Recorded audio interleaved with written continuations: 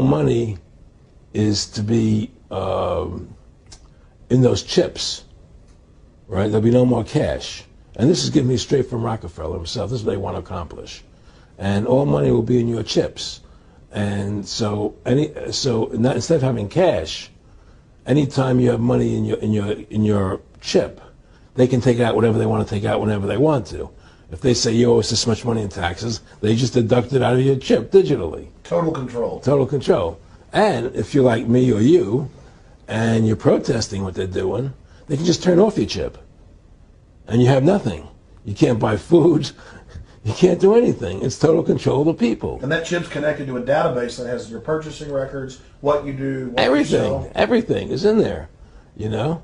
And so they want a one world government controlled by them, everybody being chipped, all your money in those chips, and they control the chips, and they control people. And you become a slave. You become a serf to these people. That's their goal. That's their intentions. Eric, can you be specific about when you met Rockefeller, how it happened in these discussions?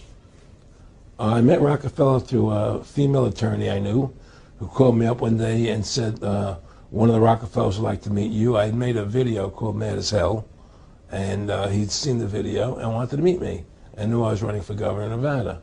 So sure, I'd love to meet him. And I met him, and I liked him, and he was a very, very smart man. And we used to talk and share ideas and thoughts. And he's the one who told me 11 months before 9/11 ever happened that there was going to be an event. Never told him what the event was going to be, but there was going to be an event. And out of that event, we were going to invade Afghanistan to run pipelines from the Caspian Sea. We were going to invade Iraq, you know, to take over the oil fields, establish a base in the Middle East, and make it all part of the New World Order. And we go after Chavez in Venezuela. And sure enough, later 9/11 happened, and I remember he was telling me how how you're gonna see soldiers looking in caves for people in Afghanistan and Pakistan and all these places, and there's going to be this war on terror, which is no real enemy, and the whole thing is a giant hoax, you know, but it's a way for the government to take over the American people. He told you it was going to be a hoax. Oh yeah, oh yeah, there's no question. He says there's going to be war on terror, and he's just laughing. There's no who are we fighting? I mean, why do you think 9/11 happened, and then nothing's happened since then? Do you think that our security is so great here that these people who pulled off 9/11, who were able to, can't knock down another plane? Come on, it's ridiculous. 9/11 was done by people in our own government and our own banking system to perpetuate the fear of the American people and to subordinating themselves to anything the government wants them to do. That's what it's about, and to create this war, this endless war on terror. And that's why and that was the first lie. And the next lie was going into Iraq, you know, to get Saddam Hussein out with his weapons of mass destruction. That was the next lie. Now, specifically, this was a little over 6 years ago. This was 11 months before 9/11. Yeah. And Nick Rockefeller, he's a lawyer. He's become your friend over the previous years, and he's saying to you that there's going to be this big event, and then out of that we're going to have a war on terror, and it's just going to go on and on. Right, an endless war on terror without any real enemy. That you can never, so you can never define a winner. And did he say that it's going to be perfect because you can't define an enemy? It just goes on and on? Yeah, because you can't define a winner. There's no one to beat, so it goes on and on forever. And they can do whatever they want. They scare the hell out of the American public. Look, this whole war on terror is a fraud. It's a farce. It's very difficult to say it out loud because people are intimidated against saying it. Because if you say it, they want to make you into a nutcase. But the truth has to come out. That's why I'm doing this interview. The fact of the matter happens to be that the whole war on terror is a fraud. It's a farce. Yeah, there's a war going on in Iraq because we invaded Iraq. And people over there fighting, you know. But the war on terror, it's a joke, you know. And until we discover what really happened on 9/11 and who was responsible for 9/11, because that's where the war on terror emanates from. That's where it comes from. It was 9/11 that allowed this war on terror to begin. And until we get to the bottom root of 9/11, the truth of 9/11, we'll never know about the war on terror.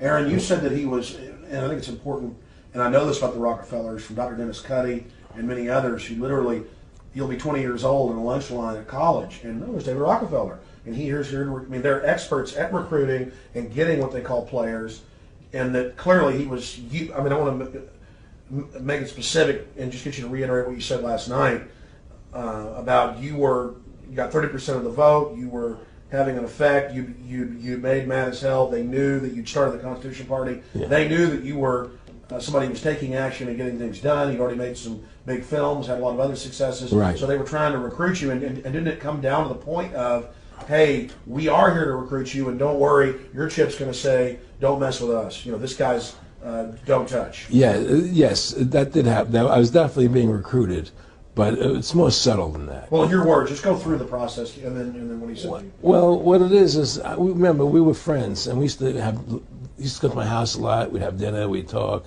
and he'd tell me about business investments that he'd get involved in, you know, or they would help me with this business investment or that business investment. And was I interested in joining the Council on Foreign Relations?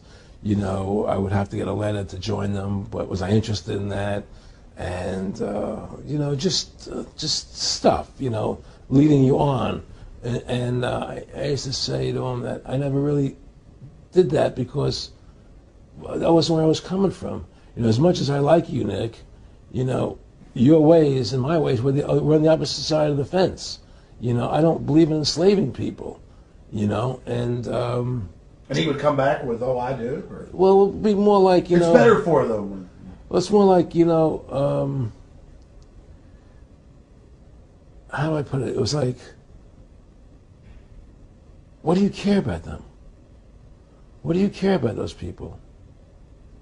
What difference does it make to you? Take care of your own life. Do the best you can for you and your family. What do the rest of the people mean to you? They don't mean anything to you. They're just serfs. They're just people.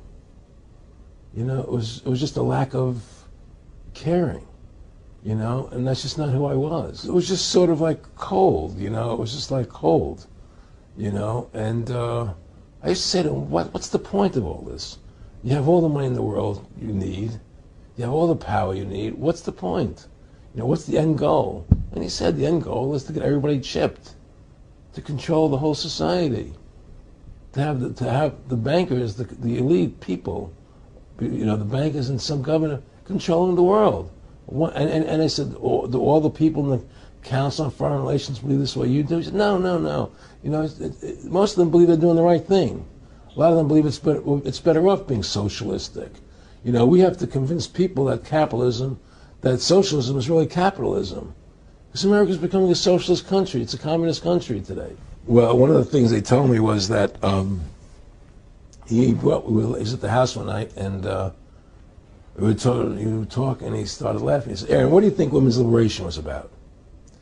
And I said, I had pretty conventional thinking about it at that point. I said, I think it's about women having the right to work, getting equal pay with men, just like they won the right to vote, you know? And he started to laugh. He said, "You're an idiot." And I said, "Why am I an idiot?" He said, let me tell you what that was about. We, the Rockefellers, funded that. We funded Women's Lib, you know? And we're the ones who got all over the newspapers and television, the Rockefeller Foundation. He says, and you want to know why? He said, there were two primary reasons. And they were, one reason was we couldn't tax half the population before Women's Lib. And the second reason was now we get the kids in school at an early age. We can indoctrinate the kids how to think. It breaks up their family. The kids start looking at the state as the family, as the school, as the officials, as their family, not as the parents teaching them. And so those are the two primary reasons for Women's Lib, which I thought up to that point was a noble thing. You know, when I saw their intentions behind it, where they were coming from when they created it, the thought of it, I saw the evil behind what I thought was a noble adventure.